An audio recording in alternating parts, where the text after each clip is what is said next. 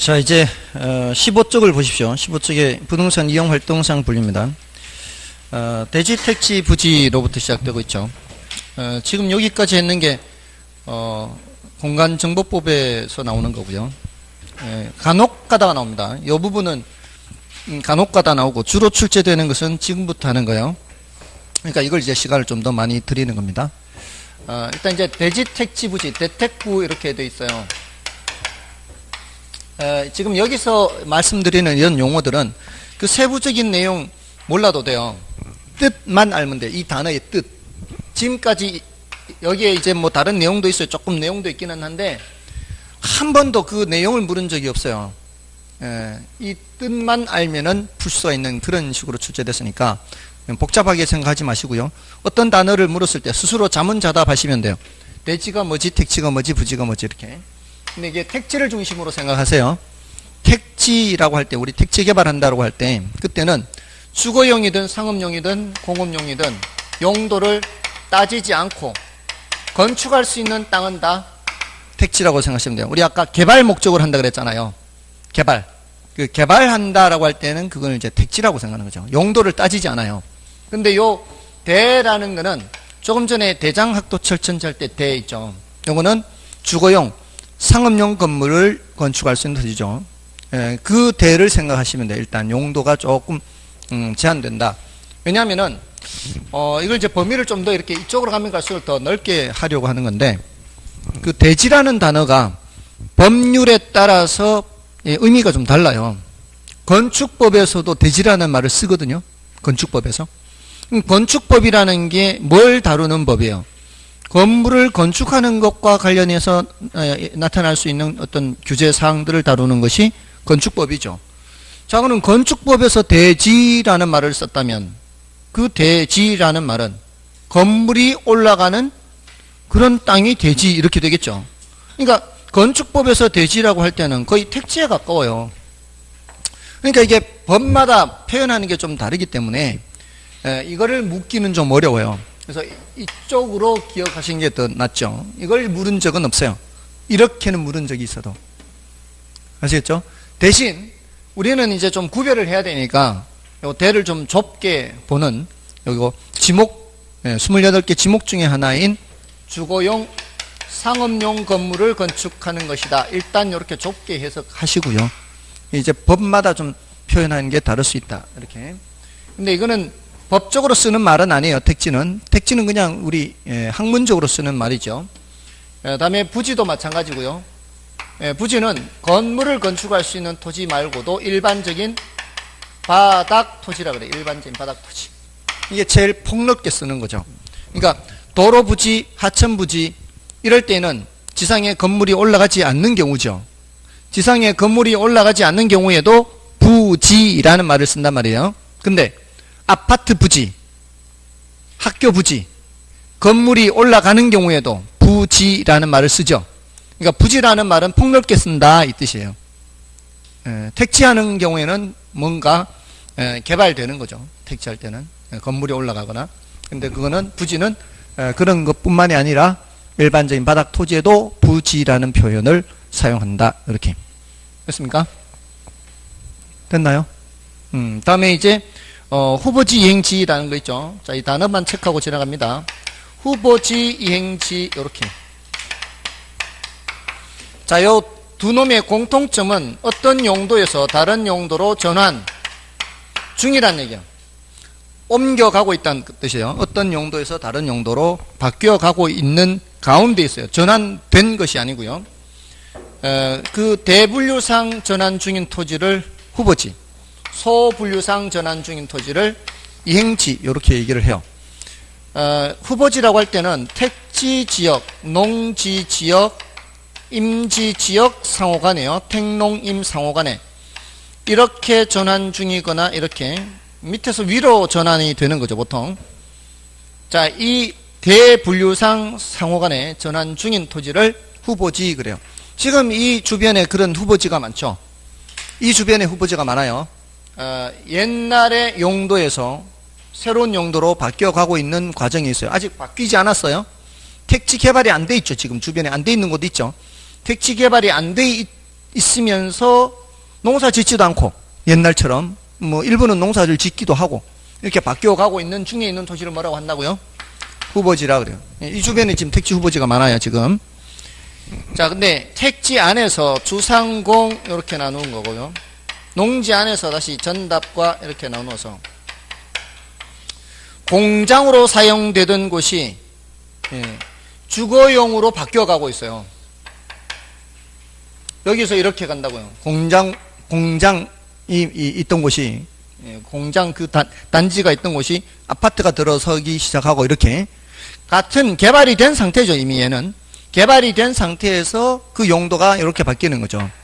이런 거는 이행지 그래요. 자, 이것도 같은 농지인 상태죠. 농지나 이런 상태에서 어떤 용도에서 다른 용도로 바뀌어가면은 그는 이행지 그래요. 그러니까 이 테두리 속에서 바뀌는 거죠. 테두리 속에서 바뀌면 뭐고요? 이행지고요. 이 테두리를 벗어나면은 테두리를 벗어나면 이제 후보지가 되는 거죠. 이렇게 벗어나면 후보지가 되는 거예요. 됐나요? 자, 그럴 때 쓰는 표현입니다. 후보지, 이행지. 자, 요거를 시험 칠 때 이렇게 표현하기도 해요. 용도, 지역, 상호간. 전환 중. 요거 하고요. 용도, 지역 내에서 상호간 전환 중. 이렇게. 위는 뭐고요? 위는 후보지고요. 아래는 이행지. 자, 됐고요. 넘어가시고요. 이건 뭐 단어 뜻만 알면 되니까 그렇게 사실 어려운 게 아니에요. 네, 다음에 필지 획지가 있죠. 넘어가시면 필지 획지.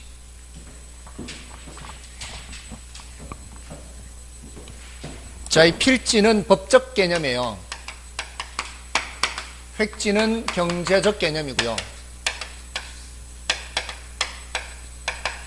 아까 법적 개념 주로 어떤 측면을 본다 그랬어요? 권리 측면을 본다 그랬죠. 경제적인 측면은 가치 또는 가격 이런 관점에서 본다 그랬죠. 자, 그래서 제가 지금 표현하는 것을 들어보시고 이게 필지를 설명하는 건지 획지를 설명하는 건지를 맞추면 되는 거예요. 소유권의 범위와 한계를 표시하는 개념은 필지, 권리, 소유권 이렇게 나오죠. 같은 가격 수준의 일단의 토지, 이게 획지 이렇게 되는 거예요. 됐나요? 그러면 경우에 따라 두 개 필지인데 건물이 하나가 올라가 있어요. 건물이 하나가 올라가 있는데 밑에 땅은 두 개 필지일 수 있어요. 이런 경우가 많지는 않지만 있단 말이에요. 이럴 때 이게 두 개의 필지지만 몇 개의 획지라고 하는 거예요? 한 개의 획지라고 하는 거죠. 그러니까 육안으로는 알기가 어려워요. 그냥 건물이 하나 올라가 있는 상태이기 때문에 그냥 하나의 획지라고 하지 두 개의 필지인지는 떼봐야 아는 거예요. 등기부 떼봐야 아는 거예요. 그럴 때 우리가 육안으로 관찰하고 또 거래하고 개발하고 이런 부동산 활동을 할 때는 무슨 단위로 하는 거예요? 부동산 활동을 할 때는 이렇게 개발 활동, 거래 활동 이렇게 할 때는 주로 획지 단위로 하는 거예요. 획지 단위. 이거는 이거 거래한다면 어떻게 하겠어요? 각각 하는 게 아니겠죠. 거래할 때는 그냥 하나로 하는 거죠. 하나로. 이런 부동산 활동 그런 단위예요. 예, 가격 여기 가격 같겠어요? 다르겠어요? 같은 거죠. 이게 요 가격 같은 거예요. 가격 수준이 같아요. 그러니까 두 개의 필지지만 몇 개의 획지예요? 1획지가 되는 거죠. 예, 경우에 따라 이럴 수도 있거든요. 자, 이게 도시계획선이 이렇게 지나가요. 그러면서 여기가 주거지역, 여기가 상업지역 이렇게 될 수 있거든요. 경우에 따라. 자, 이런 경우에는 주거지역은 주거지역대로, 상업지역은 상업지역대로 충분히 이용할 수 있을 만큼 넓을 때에는 각각의 규제받습니다. 각각의 규제.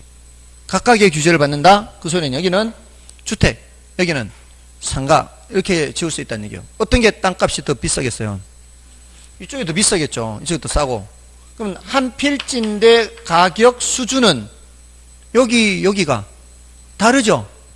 여기 한 묶음, 여기 한 묶음 가격이 다르단 말이죠. 그럼 몇 개의 획지? 두 개의 획제가 되면 가격 수준이 다르니까 얘는 가격, 획제는 가격이라는 관점에서 보니까 주로 됐나요? 이럴 때는 한 개의 필지지만 몇 개의 획제가 될 수 있다?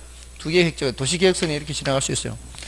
이 공무원들이 도시계획선 그을 때 내 땅 모양 생각해서 이렇게 돌아가면서 이렇게 긋지 않죠. 도시계획선은 그냥 쭉 그어버리죠.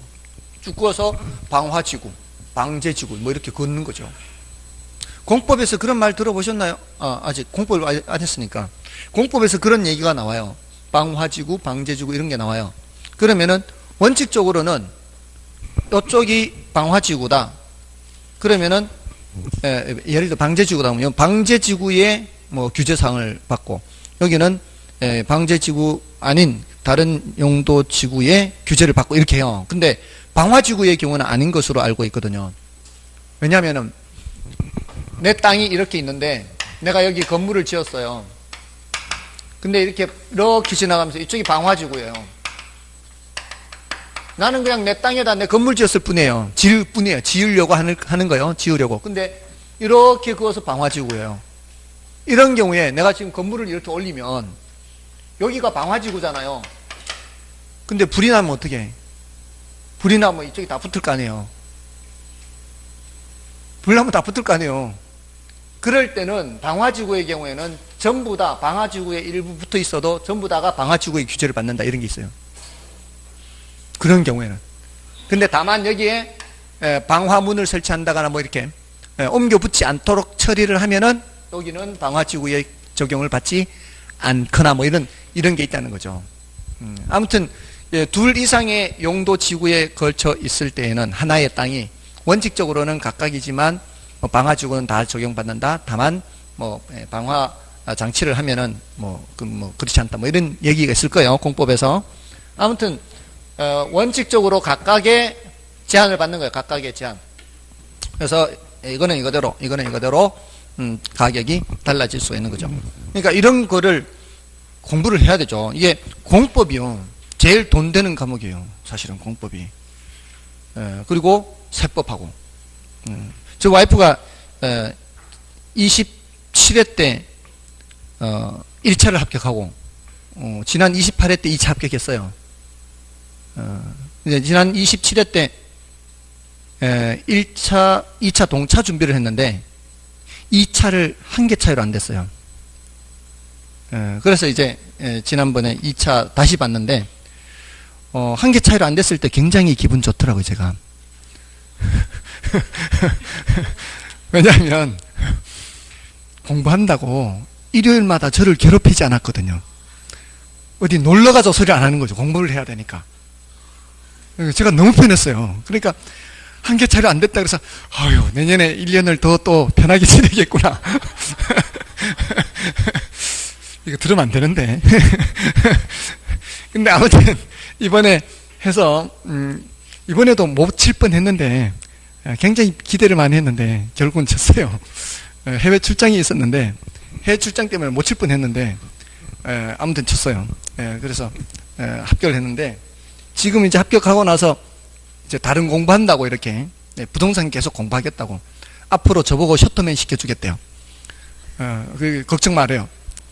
셔터맨 시켜주겠대. 셔터맨 저보고. 그러니까 저보고 문만 열고 운전수만 하래. 그래서 지금 공부하고 있어요. 지금 부동산 공부. 언제 어느 천년에 될지 몰라요. 근데 공부를 하고 있는데 공부를 하다 보니까 공법이 정말 필요한 과목이라는 거죠. 앞으로 이제 여기는 이제 신개발이지 않습니까? 여기는 신개발인데 지금 우리나라 인구가 점점 속도가 둔화되지 않습니까? 그러면은 새로운 지역을 개발하는 것보다는 기존의 지역을 재개발하고 이렇게 해야 될 거 아니에요. 자꾸 이렇게 새로운 땅을 개발할 수가 없지 않습니까? 그러면 이제 재개발이나 재건축이나 뭐 이런 것에 더 신경을 쓴다거나 그와 관련해서 규제들이 또 나올 거 아니에요. 그런 것들이 다 어디서 공부하는 거예요? 그게 다 공법에서 공부해요. 공법에서. 그러니까 그 공법 지식을 알아야 되고요. 정말 필요한 거죠. 거기에다가 세법이 필요하대요. 세법. 아무리 투자를 해서 수익을 내도 그걸 세법으로 다 내버리면은 남는 게 없으니까 필요한 지식이 그렇다는 거죠. 사실은 이 두 개뿐만이 아니라 이 공인중개사 시험의 6과목이 자격증을 떠나서 아주 필요한 것들로 이루어져 있습니다. 우리나라에 이런 이렇게 정말 우리 실제 생활에 적용될 수 있는 그런 과목들로 이루어진 자격시험이 없어요. 주택관리사 시험도 있죠. 근데 여기는 그 주택관리사 시험은 훨씬 더 이거보다는 더 전문적으로 들어가 버려요. 그쪽 분야로. 한쪽 분야로 치우쳐져 있거든요. 근데 여기는 부동산 학교는 제일 필요 없죠. 제일 필요 없어요. 근데 부동산 학교 들으면 최소한 수요 공급은 알게 되거든요. 어느 정도는. 그러면은 경제 뉴스 같은 거 보다가 채널을 다른 데로 안 돌릴 수 있다는 거죠. 그러지 않겠어요? 뉴스를 봐도 그냥 계속 그 뉴스를 본다거나 이렇게 어느 정도는 그렇게 귀가 트이는 거죠. 그리고 다른 과목도 마찬가지. 그걸 알게 모르게 그 등기 공시법 등기부 보는 거 알려주잖아요. 등기부 어떻게 보고 토지대장 어떻게 보고 그런 게 다 필요한 것들이죠. 그리고 공부하시는 분 중에 그런 분이 계셨어요. 뭐 이제 한 5, 6개월 공부했나 한 5월쯤 됐을 거예요. 그러니까 많이 공부한 건 아닌데 아직 시험 치려면 멀었지만 이제 언니가 공부를 한다고 하니까 동생이 집 사는데 와서 좀 봐달라고 그렇게 했나 봐요. 근데 그게 이제 그 취득세 등록세가 그 당시 뭐 2.2%인가 뭐 그랬어요. 합쳐서. 그리고 거기에다가 뭐 이렇게 뭐 저기 뭐죠? 그 채권 사야 되잖아요. 그런 업무를 이제 법무사에서 이제 대신 해주잖아요. 그러면서 저걸 이제 대신 돈을 받아가지 않습니까? 수수료 포함해서. 근데 계산을 해봤더니 자기가 계산한 거 우리 이 수업 시간에 배웠던 거하고 약간 금액이 안 맞더래요. 그래서 맞는지 안 맞는지 정확하게는 모르지만 그냥 던졌대 한마디를. 이거 내가 배운 거하고 계산해봤더니 안 맞는데 다시 한번 계산해 주세요 했더니 그쪽에서 잘못 계산한 거예요. 잘못 계산해가지고 50만 원을 더 낼 거를 말 한마디에 50만 원을 덜 낸 거죠. 그쪽에서 고의로 그런 거는 아니었다 할지라도 실수를 해서 그렇게 했다 할지라도 이걸 모르면 그냥 지나갈 거 아니에요. 모르면 그냥 지나갈 거를 그렇게 한마디를 던져서 50만 원 절약한 거죠. 그 당시 50만 원이면 그 1년 수강료에 한 3분의 1을 절약한 거예요. 3분의 1 정도. 그때 당시에 한 150에서 200 가까이 했거든요. 여기가 레드오션이에요. 학원 강사 입장에서는. 수강료가 점점 내려가고 있는 거예요. 수강료가. 그 다음 10년 전에 벌써 150, 200이었는데 지금도 뭐 별 차이 없거나 더 싸거나 막 이런 상황이니까 강사들 입장에서는 굉장히 붉은 바다에 지금 피 튀기고 싸우고 있는 거예요. 별로 안 좋은 거예요. 자, 아무튼 굉장히 유용한 게 많다 이 말이에요. 이 공부 자체가. 그러니까 열심히 들어서 이렇게 나중에 분명히 도움이 될 겁니다. 재테크를 한다거나 뭘 한다거나 할 때 분명히 도움이 되니까. 우리가 그쪽 분야의 전문가하고 똑같을 수는 없어요. 예를 들어 법무사하고 똑같을 수도 없고요. 세무사하고 똑같을 수는 없어요. 그렇지만 그 사람들이 그런 법무 서비스, 세무 서비스를 제공을 할 때 그게 뭔 소린지를 알아는 들을 수 있다는 거죠. 그것만 해도 어딘가요? 그렇지 않겠습니까? 그리고 민법을 공부했으니까 뭐 계약서를 쓸 때 주의를 해야 될 거라든가 뭐 이런 거 등기부를 볼 때 뭐를 주의를 해서 봐야 되는가. 사실 제가 공부를 이렇게 했지만 예전에 저도 어렸을 때 그런 거 잘못해가 큰일 날 뻔했어요. 계약을 해서 들어갔는데 그때는 전세죠. 전세 들어갔는데 계약할 때 아무 등기부상 하자가 없었어요. 근데 잔금을 치르기 전에 압류가 들어왔던 거예요. 근데 그걸 확인도 안 하고 그냥 계약할 때 아무 이상이 없다고 생각하고 잔금을 줘버린 거죠. 그래서 들어간 거예요. 그래 들어갔는데 압류가 먼저 들어온 거죠. 잔금 치르고 들어가기 전에. 만약에 그게 문제가 생겼으면은 그럼 이제 골치 아플 뻔했죠. 근데 다행히 나올 때까지 아무 일이 없었어요. 다행히. 근데 그 나오기 전까지 제가 얼마나 불안했겠어요. 압류가 들어앉는 걸 모르고 그냥 잔금 치르고 들어가 버렸으니까. 그러니까 그런 것들조차도 최소한 이런 공부를 하면은 그런 실수는 당연히 안 하게 되는 거죠. 그러니까 그것만으로도 이 공부를 하는 충분한 가치가 있는 거죠. 그러니까 특히 젊은 친구들 잘 들어둬야 돼요. 젊은 친구. 앞으로 재산을 형성할 젊은 친구들이 이 공부를 해야 되는 겁니다. 자, 아무튼 그렇고요. 자, 이제 필지획지는 그렇고요. 나지건부지 있죠. 나지건부지는 아까 그 기출문제에서 그 나지건부지 비교해서 질문한 것도 있었죠. 낮에는 지상에 건물이 있어요, 없어요? 낮에는 지상에 건물이 없어요. 근데 건부지는 지상에 건물이 있죠. 자, 그러면 낮이 상태하고 건부지 상태하고,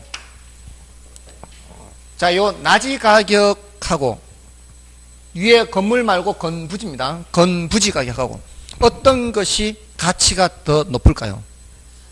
낮이 상태의 가격이 더 높은 게 보통이죠. 왜냐하면 얘는 언제든지 가장 잘 이용할 수 있는 용도대로 쓸 수가 있죠. 자, 근데 얘는 이 지상의 건물이 가장 잘 사용하는 용도대로 지어져 있다면 이 낮이 상태의 가치를 훼손하지 않고 그대로 이용하는 거죠. 그럴 땐 유지가 될 거예요. 그럴 때는 낮이 가격과 건부지 가격이 같을 수 있어요. 그걸 뭐라고 표현하는가 하면은 얘가 최유효 이용일 때 그래요.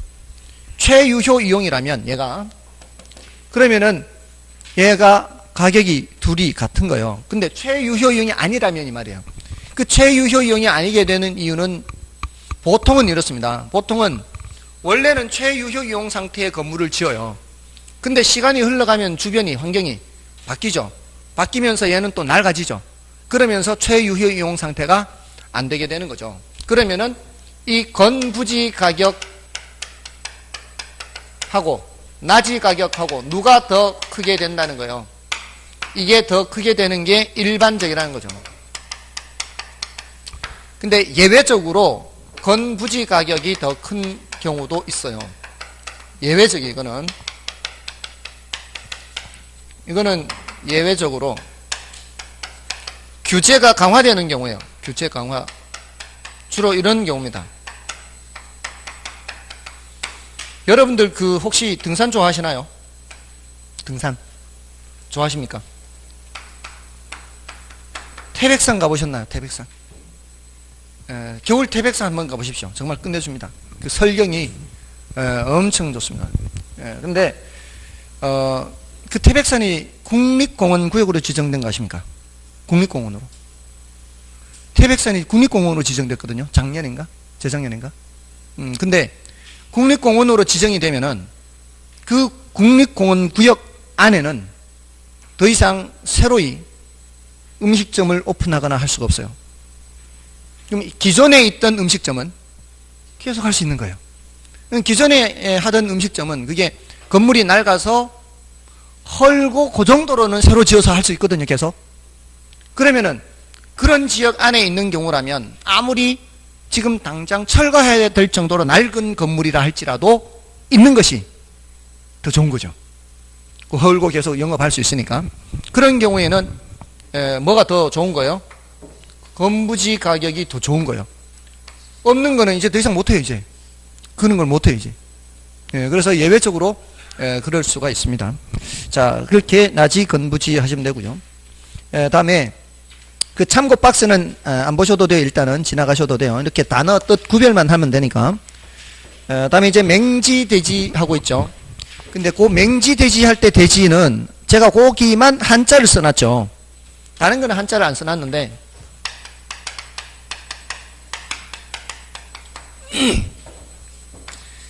여기서 말하는 이 대자는요, 이게 오드이자가 들어갔어요. 밑에 오드이자가 들어가 있어서 이거를 자루형 토지 이렇게 번역을 하세요. 자루형 토지.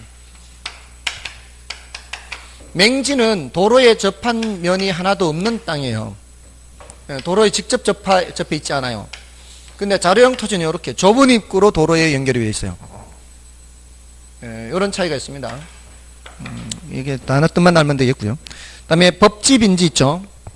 법지는 법자예요. 법자 한자가. 빈지는 빈자가 물가, 빈이라는 뜻이에요. 물가. 법자의 물가.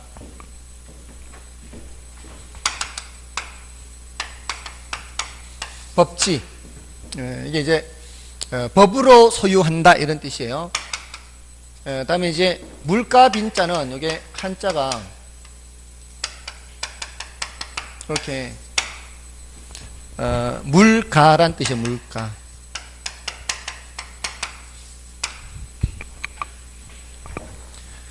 법지는 법으로만 소유해요. 그래서 소유권 표시는 돼 있어요. 소유권 표시는 돼 있는데 빈지는 소유권 표시가 안 돼 있는 땅을 말해요. 근데 활용실익이 있느냐 없느냐 할 때 활용실익이 없거나 적다 뭐 이렇게 하는데 얘는 활용실익이 있다 이렇게요. 법지는 이런 경우를 말해요. 이렇게 경사진 경우에 나중에 이제 공시법에서 배우실 거예요. 공시법에서 이렇게 경사진 토지는 토지 경계가 하단이에요. 하단. 위가 아니고요. 이 아래. 아래를 경계로 해서 저쪽 토지 이쪽 토지 이렇게 합니다. 그럼 이 경사면은 이 위쪽 토지 소유자의 면적에 포함이 돼요. 이걸 이제 수평 투영 면적이라 그래요. 위에서 이제 내려다 봤을 때 수평 투영 면적은 여기서부터 여기까지입니다. 100평이죠. 예를 들어서. 근데 여기는 80평이죠. 이러면 실제 활용할 수 있는 땅은 80평이라는 얘기예요. 그럼 20평은 사용할 수가 없죠. 요런 땅을 이제 법지 이렇게 해요. 법으로만 갖고 있다는 거죠. 그리고 이걸 법면이라 그래요. 법면. 법면. 경사면을 법면 이렇게. 자, 그래서 여기 이제 법지인데 빈지는 이거예요. 바닷가에 가면은 바닷물이 찼다가 빠졌다 하는 요 부분 있죠. 이 부분을 순우리말로는 갯벌이라 그러죠. 갯벌. 근데 갯벌이라고 하는데 이걸 이제 한자어로는 간석지 그래요. 간석지. 뭐 갯벌은 동해안에도 갯벌이 있는 것은 아니니까 동해안도 이렇게 들어왔다 나갔다 하기는 하죠. 그래서 간석지라 그래요. 그래서 이게 바닷물이 조금이라도 들어오게 되는 부분을 여기를 바다라 그래요. 여기를 육지라 그래요. 자, 근데 우리가 이제 측량을 하지 않습니까? 측량을 할 때 여기서부터 측량하는 게 아니고요. 바닷물이 가장 많이 들어왔을 때 그걸 최고 만조 수위선이라 그래요. 가장 깊게 들어온 거. 바닷물이 이렇게 밀물 썰물이 왜 나타나죠? 밀물 썰물이 왜 나타나죠?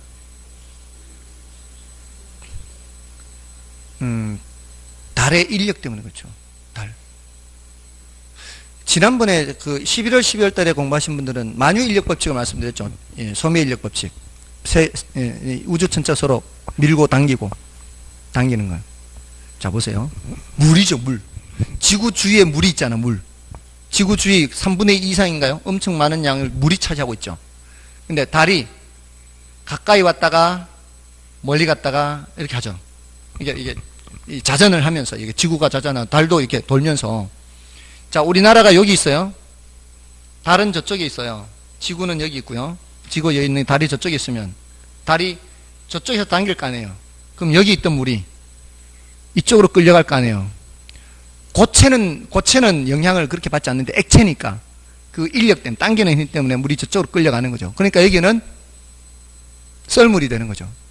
자, 이게 돌면은, 자, 우리나라 이쪽에 오고 지구가 이렇게 오고 달이 여기 있으면은 이쪽으로 당길 거 아니에요. 물이 이쪽으로 오면은 밀물이 들어온 거죠. 물이 차는 거죠. 이쪽으로. 맞나요? 그런 것 같죠?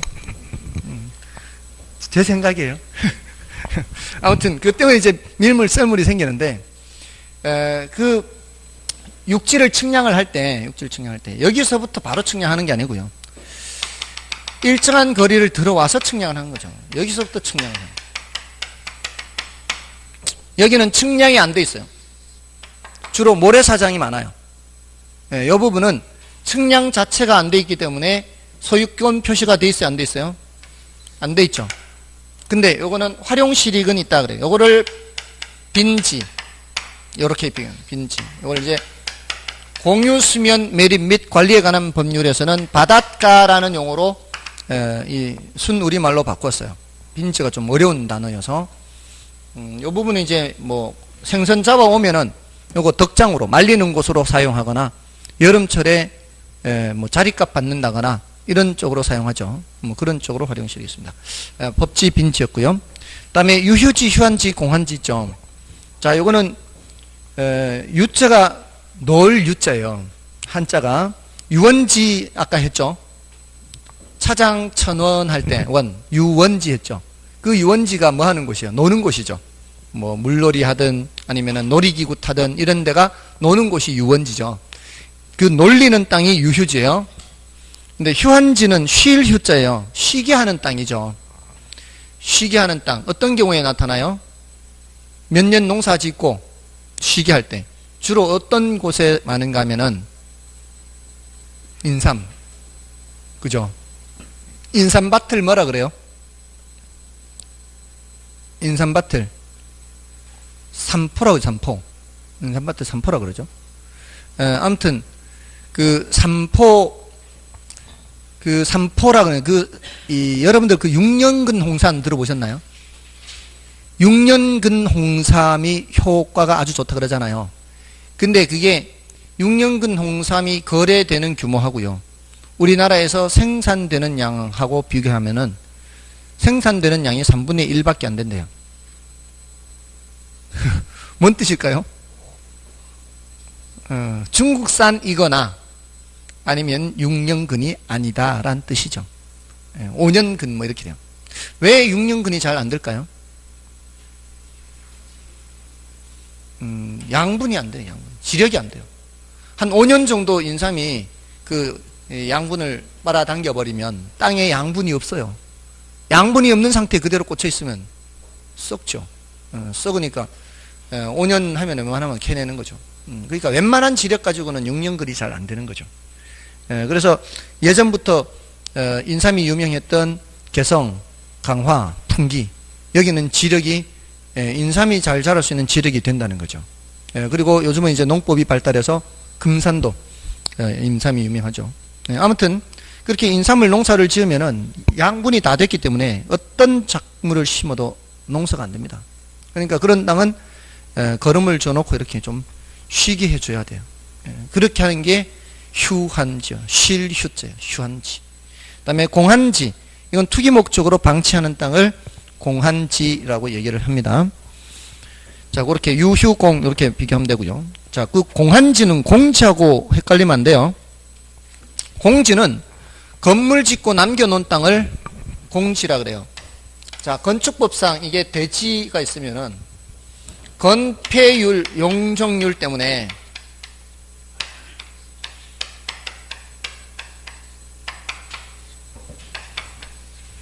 건폐율은 건물이 깔고 앉은 땅을 말해요. 건물이 깔고 앉은 땅. 그 비율. 예를 들어서 이게 100평인데요. 그 중에 건물이 50평만큼 깔고 앉아있다. 이게 뭐라고요? 건폐율이에요. 그러니까 대지 면적 분의 건축 면적을 말해요.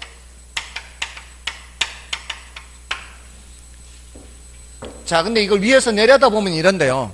위에서 내려다보면 옆에서 보면은 이렇게 위로 올려서 몇 층을 올릴 수 있죠, 이렇게. 자, 이럴 때 용적이 뭐예요, 용적이? 용적이란 단어는 부피란 뜻이 부피. 용적은 순우리말로 부피예요. 그러니까 부피가 차지하는 비율을 말하는 거예요. 용적률은 대지 면적분의 각 층의 바닥 면적 합계를 말해요. 바닥 면적 합계. 옛날에 이걸 연면적이라고 그랬어요. 연면적. 이어붙인 연면적. 자, 이게 만약에 50%다. 건폐율이 50%다. 그러면은 100평 중에 50평까지 최대한 건물이 깔고 앉을 수가 있다 뜻이에요. 40평은 괜찮아요. 근데 60평은 안 된다 이 뜻이에요. 최대 한도가 건폐율이 50%다. 그러면 50평까지만 깔고 앉을 수 있고 그 이하로는 가능해요. 그게 건폐율이에요. 자, 근데 이게 200%다. 용적률이. 그러면은 이 건폐율을 최대한으로 이용을 했을 때는 몇 층까지 지을 수 있다는 얘기예요? 4층까지 지을 수 있다는 얘기예요. 50%, 50%, 50%, 50%에서 200%. 맞나요? 그러니까 요 나누면 돼요. 200%를 50%로 나누면 거의 몇 층까지 지을 수 있는 게 나오는 거죠. 자, 이렇게 해도 되고 40% 건폐율을 적용한다면 몇 층까지? 5층까지 지을 수 있죠. 40% 건폐율을 이용하면 5층까지 지을 수 있고, 거기에 이제 경우에 따라 얘가 남겨놓은 땅이 공지거든요. 남겨놓은 땅이 공지인데, 경우에 따라 이 공지가 더 넓어질 수도 있고, 좁아질 수도 있고, 이렇게 되는 거죠. 됐나요? 자, 그때 쓰는 말이 공지예요. 건폐율 또는 용적률의 규제로 인해서 건물에 짓고 남겨놓은 땅이 바로 공지다. 다음에 이제 포락지 나오죠. 자, 포락지. 자, 요거는 지반이 절토되어 무너져 내린 토지로서 전답 등이 하천으로 변한 토지. 자, 그 하천으로 변한 토지 이렇게 돼 있죠. 하천으로 변한 토지 이렇게 하거나 그 밑에 줄에 보시면은 물에 침식되어 마지막 줄에 수면 밑으로 잠긴 토지 이렇게 돼 있죠. 그게 키워드예요. 그러니까 물하고 관계 있어요. 물의 침식작용. 물의 침식작용으로 해서 갉아먹으면 어떻게 해요? 갉아먹는 부분이 자꾸 이렇게 침식이 되면 위에 있는 흙은 무너져 내리죠. 그게 이제 떨어질 낙자죠. 포락. 이렇게 또 갉아먹고 하다 보면은 이제 또 위에 건 무너져 내리죠. 이렇게 해서 수면 밑으로 잠기거나 또는 하천으로 변한 토지. 그게 포락지. 선하지, 고압선 아래의 토지를 말하고요. 보통 선하지 감가가 발생합니다. 소지, 이거는 자연 그대로의 토지를 소지라고 합니다. 원지라고도 하고요. 자, 됐죠? 자, 볼까요? 자, 이제 책 보지 마시고요. 공부했는 걸 한번. 대지, 택지, 부지. 뭐를 중심으로 보시라 그랬어요? 택지를 중심으로. 택지는 주거용이든 상업용이든 공업용이든 용도를 따지지 않고 건물을 건축할 수 있는 토지. 다음에 부지는 뭐예요? 부지는 건물을 건축할 수 있는 토지 외에 일반적인 바닥 토지는 모두 다 부지라고 하고요. 다음에 후보지, 이행지. 대분류상 전환 중인 토지는 후보지. 용도지역 상호간 전환 중인 토지 후보지예요. 소분류상 전환 중인 토지 이행지. 용도지역 내에서 상호간 전환 중인 토지 이행지. 이렇게요. 필지, 획지. 필지는 법적 개념이고요. 획지는 경제적 개념이에요. 필지는 소유권의 범위와 한계를 표시하는 개념이고요.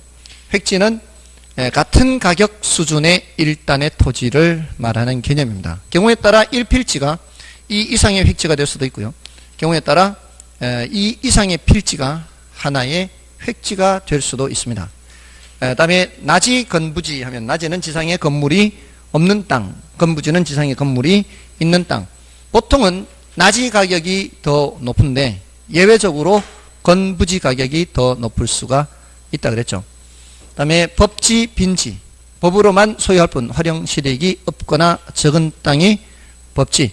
빈지, 바닷가는 소유권 표시는 되어 있지 않지만 활용 실익이 있는 토지. 소유권 표시가 되어 있지 않다면 주인 표시가 없다는 뜻이에요. 무주 부동산입니다. 무주 부동산은 국유입니다. 국유. 무주동산은 선점이에요. 선점. 먼저 잡는 사람이, 먼저 점유하는 사람이 주인이 돼요. 무주동산은. 그래서 엊그저께 누가 8천만 원을 버렸죠. 8천만 원을 버렸어요. 버리면은 뭐예요, 그건? 그는 무주동산이 돼요. 그러면 죽는 사람이 임자예요. 8천만 원 버렸대요. 왠지 좋은 일 생길 것 같다고.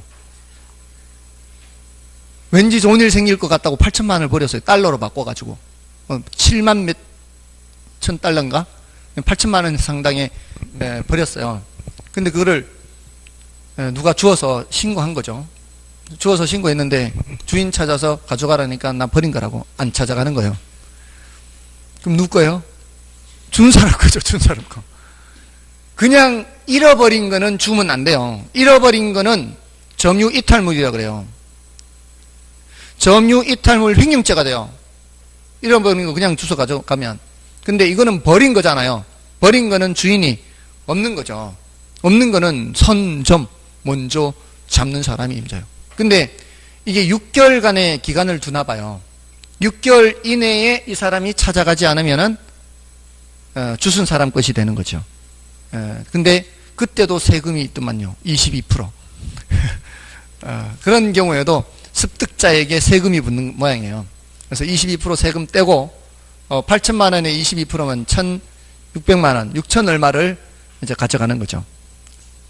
참 그런 경우도 다 있나 봐요. 아무튼 지금 뭐 빈지 하다가 했는데요. 빈지 무주부동산 소유권 표시는 안 돼 있어요. 그래도 그건 누구 거예요? 국유예요. 국유. 빈지 다 국유입니다. 국유.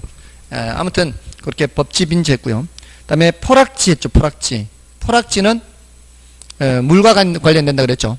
침식작용과 관련된다 그랬어요. 포락지. 그다음에 공지 헷갈리지 마시라 그랬죠.